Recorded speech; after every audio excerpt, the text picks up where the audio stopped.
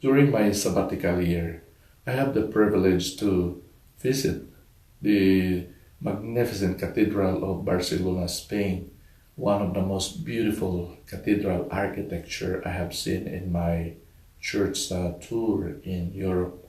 Last March 19 was the 135th anniversary of the laying of the cornerstone of the church, and it's been more than 100 years now, and the construction still going on, following every detail of Gaudi's design. It's just unfortunate that this architect died without seeing much of the work of his grand design. Few more years and the basilica will be finished, maybe by 2030. Right now, they are still working on building the six central towers of the church, high towers. And when I was there last March of 2018, work is still ongoing, building the towers of the Evangelist and the Virgin Mary, and beginning to work on the tallest tower of them all, which is the Tower of our Lord Jesus Christ. And the remaining symbolic elements of the upper portico of the fashion facades are also being executed and put into place. Also in these facades, works begin on restoring the last pinnacle of the bell tower of James the Less. And the Tower of the Blessed Virgin Mary is located over the apse and stands.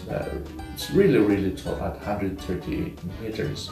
And surrounding this harpy below it, the light of the altar drawing sunlight from outside into the presbytery. The inside of the tower will be an empty monumental space full of light, and there are these 156 panels being put in place of the Tower of the Virgin Mary.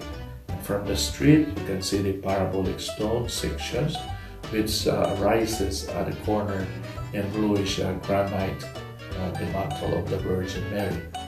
At the base of the tower, next to the text of the Ave Maria, there are relief representation of flowers that are associated to our Blessed Mother, designed by the Temple Sculpture Workshop and carved in stonemasons workshop.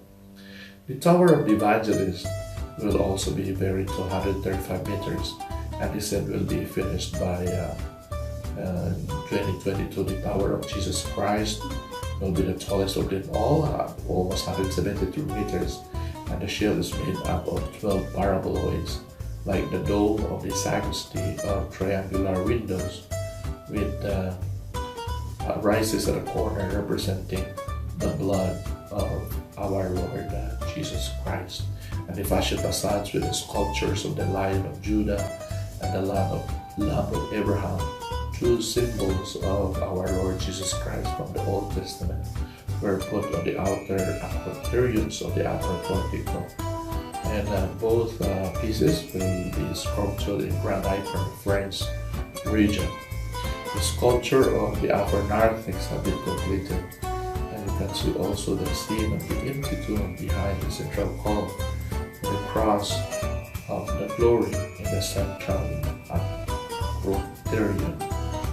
And the empty tomb scene comprises the figure of the angel and the figures of the three Marys, which are also tall sculptures. And the space located 20 meters up high evokes the garden where the Gospel explained Jesus Christ was buried and abandoned quarry where his tomb was dug. Typical Mediterranean plants symbolizing life after death has been planted also among the stones to complete the representation of the garden. Overall, the Sagrada Familia Cathedral is a beautiful, magnificent, truly a treasure of our church. The design and the sculptures and symbolism, you are like transported back to our Lord Jesus' time.